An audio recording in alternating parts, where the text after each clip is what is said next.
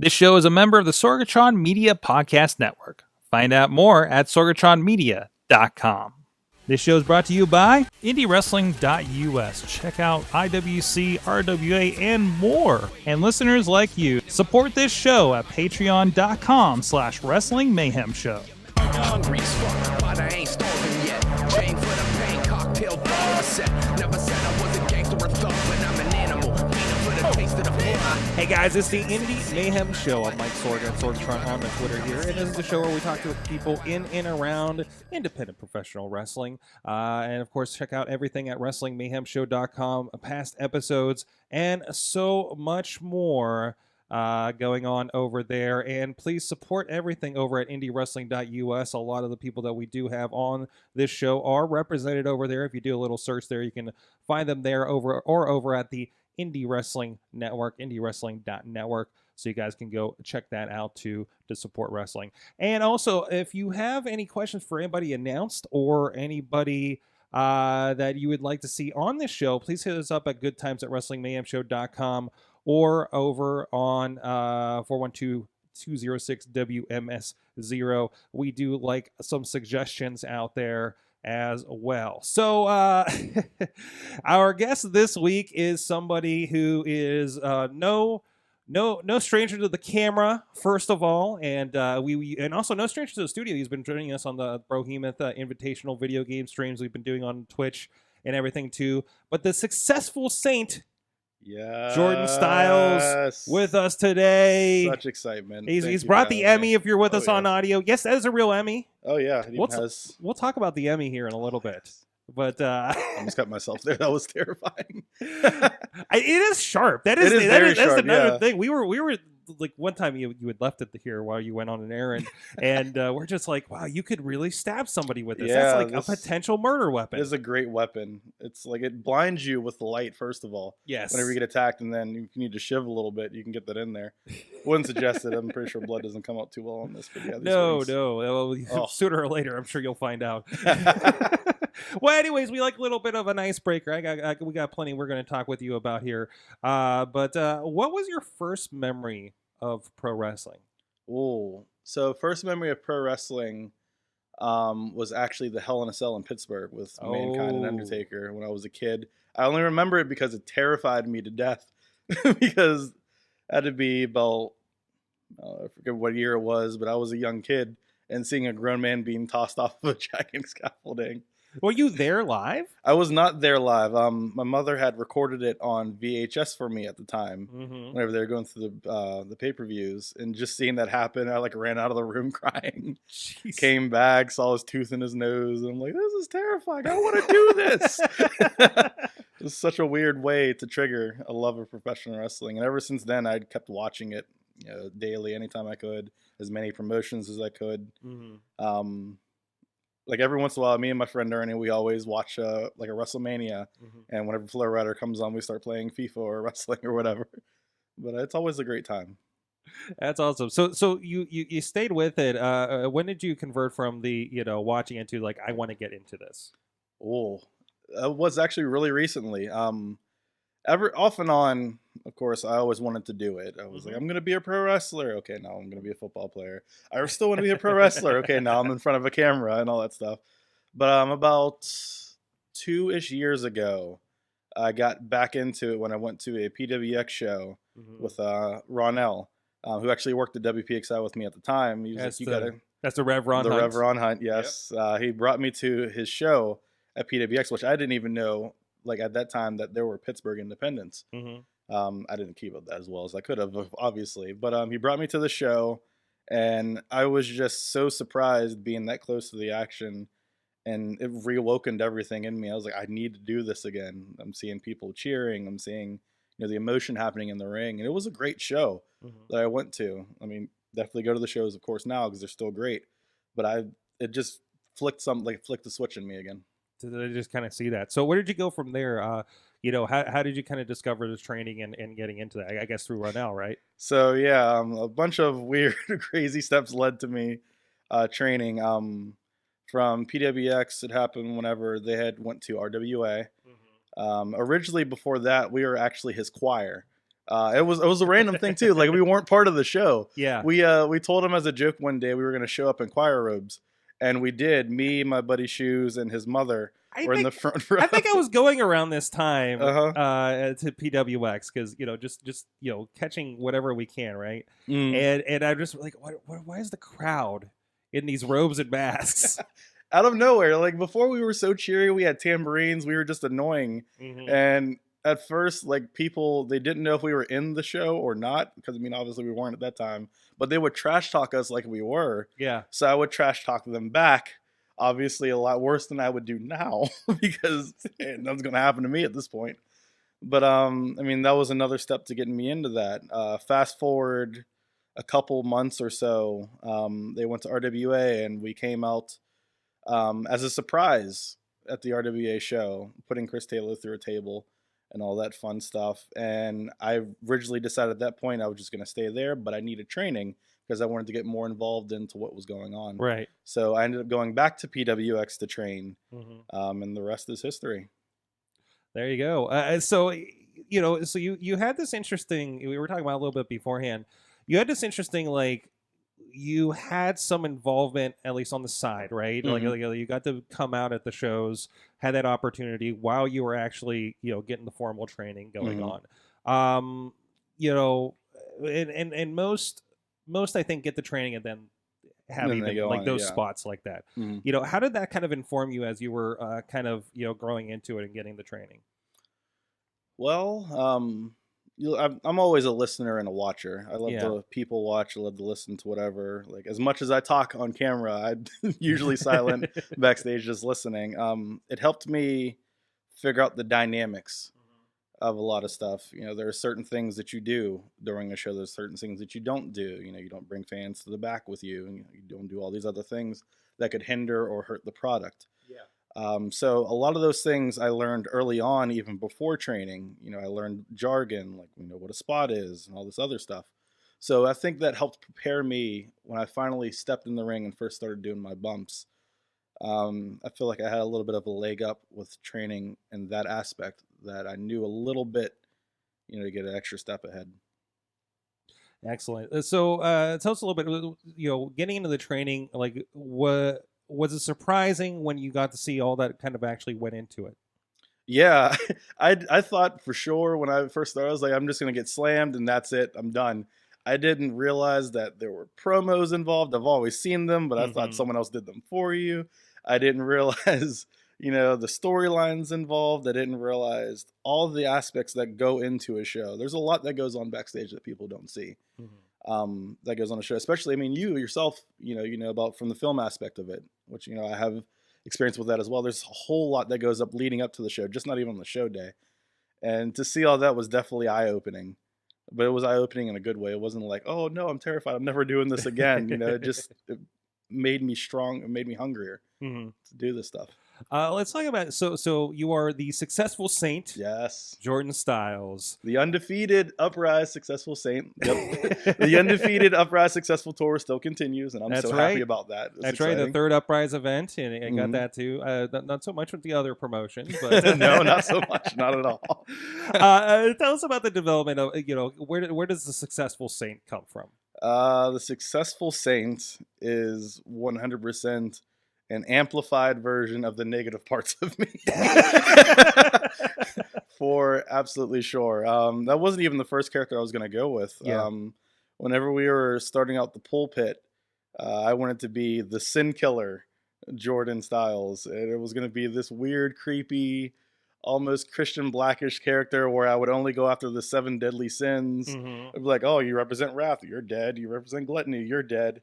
And I would just be monotone and angry, and I wouldn't speak. I mean, most people who watched the Pulpit grow up saw me just in a mask, never speaking. I was always monotone. That was basically what it was going to be.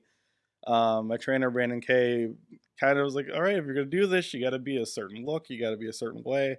Is there anything else you can do? I was like, well, I have an Emmy. I talk a lot, and I'm kind of funny, I think. I like to think I'm funny. And he was like, well, the best part about a character is sometimes it could be an amplified version of you. So take what you do, turn it up to a 10, maybe a 20, and go from there. And from that point, I bought a couple suits. My Emmy has gotten a lot more violence than I'm pretty sure it's attended, and I've been successful ever since. It seemed like it definitely seemed like it was a little bit of a spin off of the Pulpit thing, right? It was, yes. So it kind of fit from that and grew from that.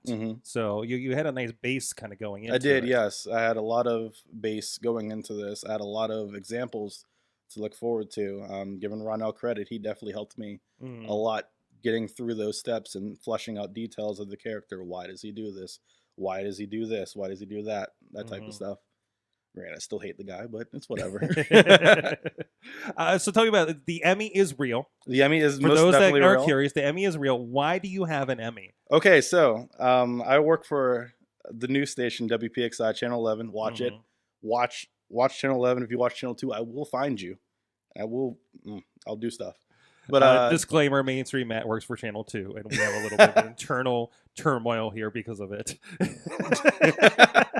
So there was a big story going on a couple of years ago, the PWSA water crisis that was happening. People, I'm not sure, were you guys affected up here? No, we're not this side of the city, though.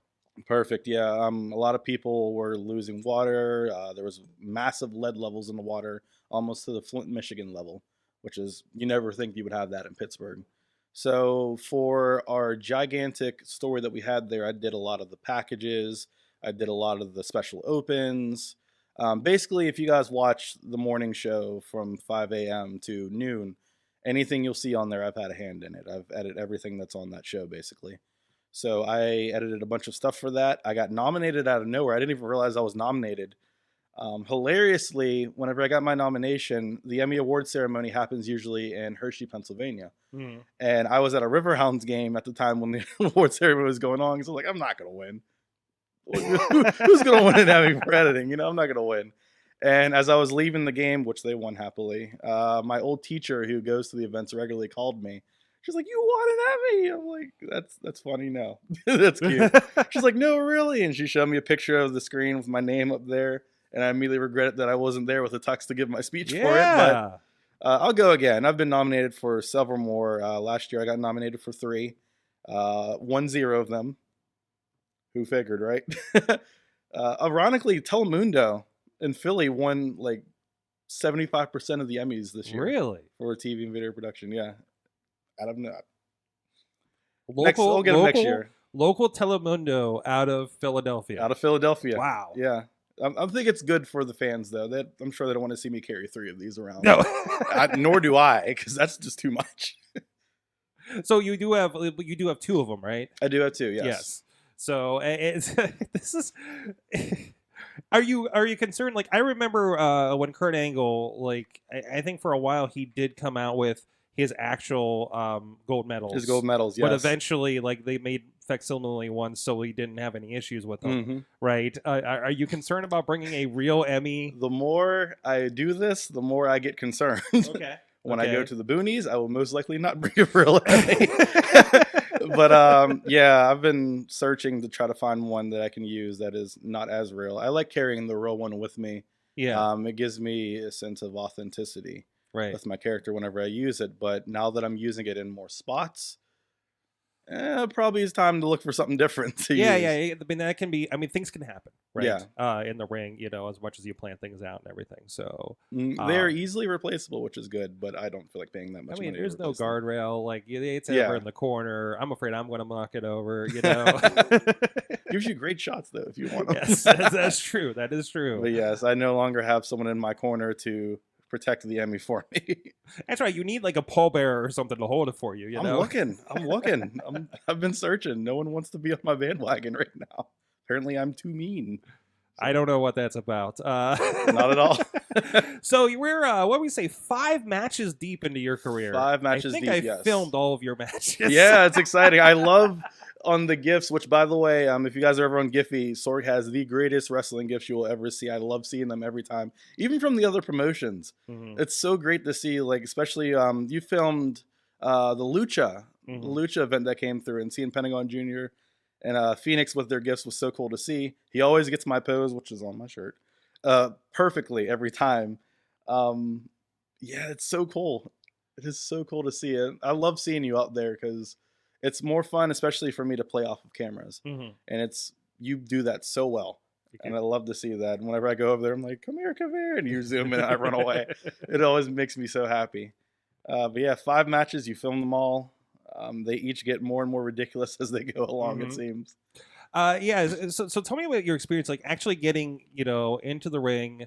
I think all but one are singles matches, and going from being somebody that's ringside at the pulpit to like actually getting out there and performing in front of people.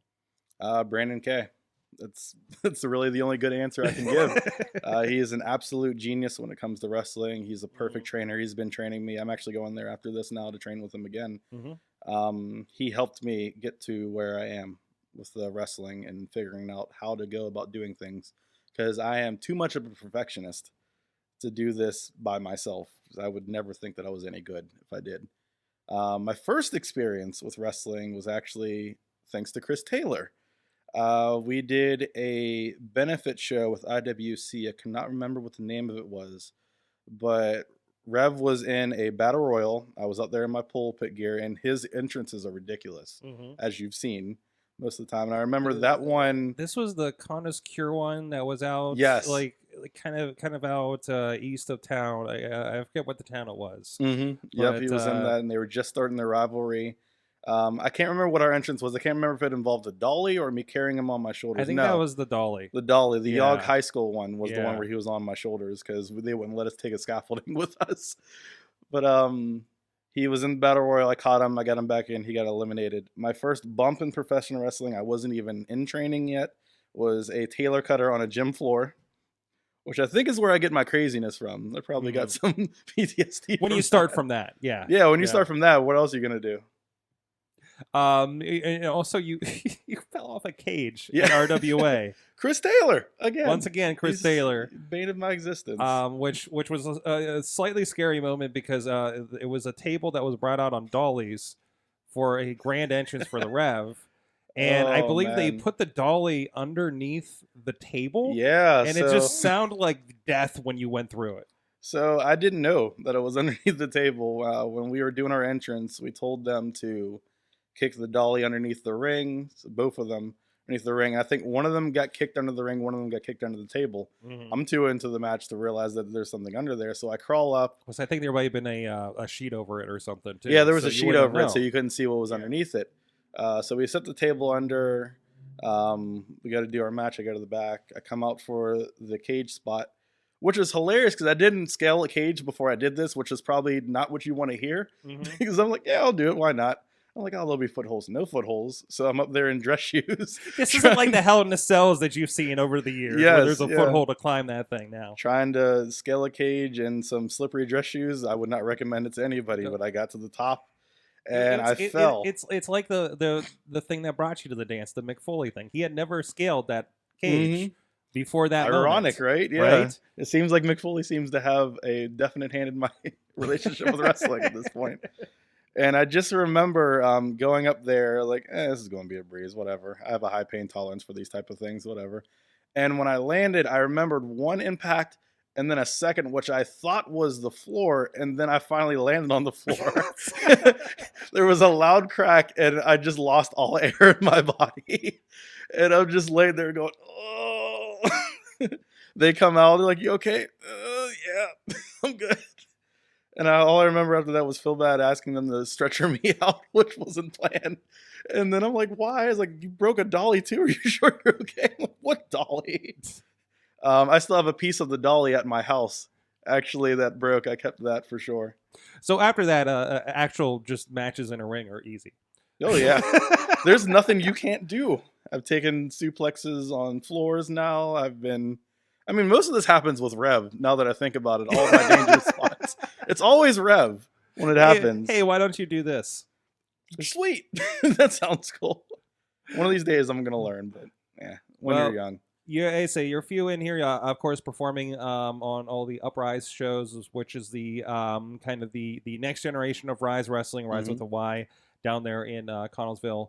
PA, Lamont Furnace, PA, south of Pittsburgh here. All available, of course, on the Indy Wrestling Network at IndyWrestling.us, IndyWrestling.network. And of course, you've also had some appearances with Rise and the RWA too. So what are kind of your aspirations here? Where do you're just a little bit into this? Like, where do you see yourself going in the next few years here? I would love to be able to get on to obviously Rise. I love Rise with a burning passion. I love the show. I love everybody that's involved with it. I would love to do more stuff on Rise. Obviously, I have to get through Uprise to get there, but it's here and far between. I would love to be able to win a title in every promotion. Is what my first goal is. I have a lot of goals to get to there. That's my first step. I want to win a title in every single promotion that I wrestle for. Whether or not that'll happen, we'll see. But hey, 5 matches in, we'll see what happens. Awesome. So, what are you watching these days that's kind of giving you inspiration, or is there anybody else on the indies that's like a character inspiration, like character inspiration, or anything like that? Like whatever's kind of got your attention. Mostly, I've watched a lot of Bray Wyatt. Is where a lot of my moves come from. It's from Bray Wyatt. I love doing his running back elbow. I also love taking aspects from Tetsuya Naito from New Japan. His laid back attitude always makes me happy, and just the get out of my way. I don't have time for this. I can do whatever I want. As far as character goes, My Hero Academia was a gigantic aspiration for my character. There's a character on the show named Bakugo, who he thinks he's the greatest thing since sliced bread. He has not had to do much. He's very overpowered. He works hard for whatever he has, but he thinks that everybody else is beneath him. And whenever you watch the show, you will see a lot of the successful saying in there where he calls people extras. And you side characters need to get out of my way. I'm the greatest thing ever. Get out of my way.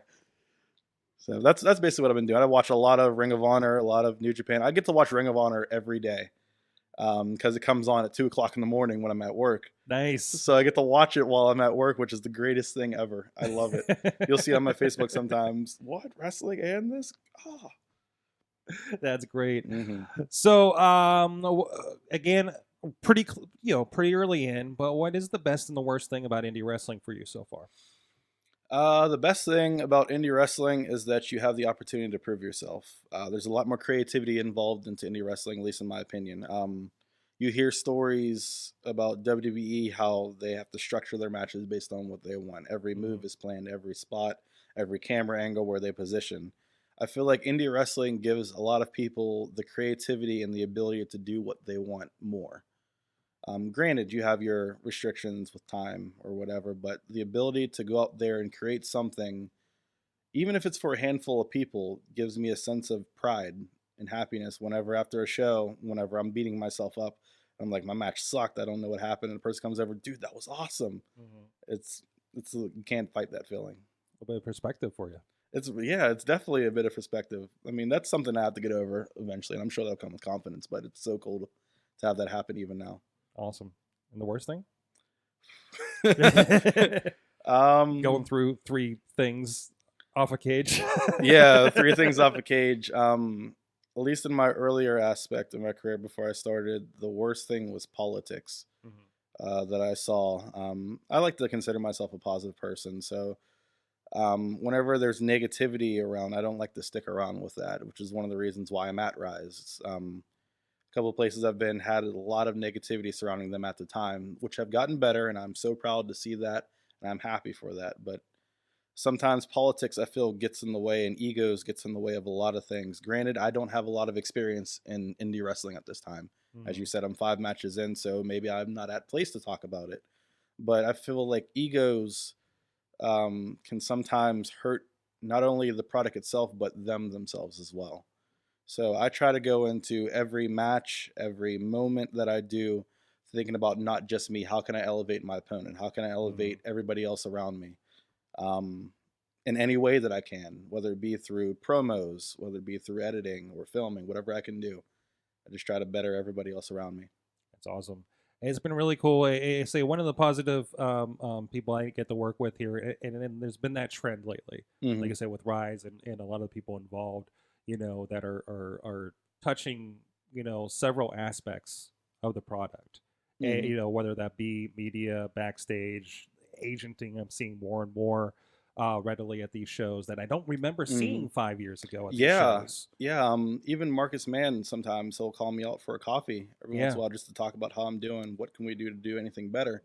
I think that's one of the reasons why I gravitate towards Rise.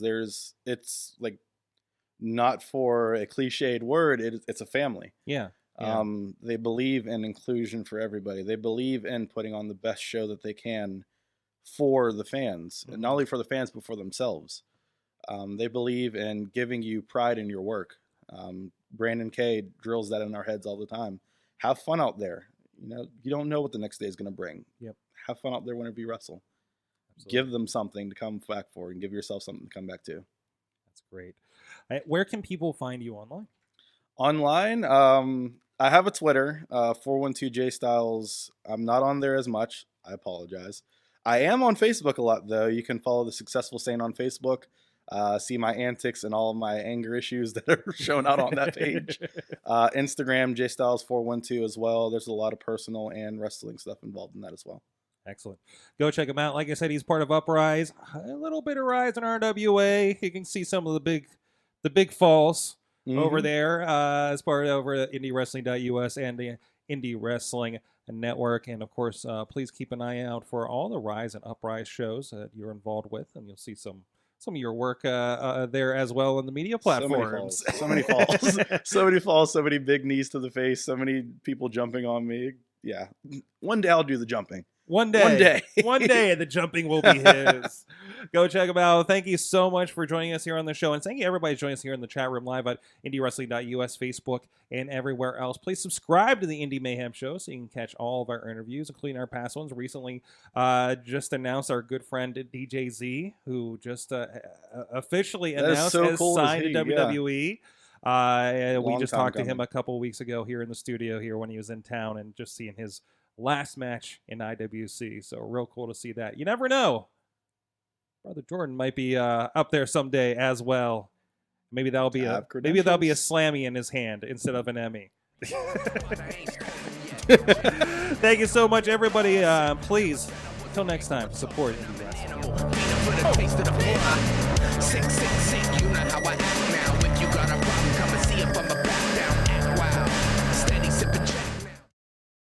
This show is a member of the Sorgatron Media Podcast Network. Find out more at sorgatronmedia.com.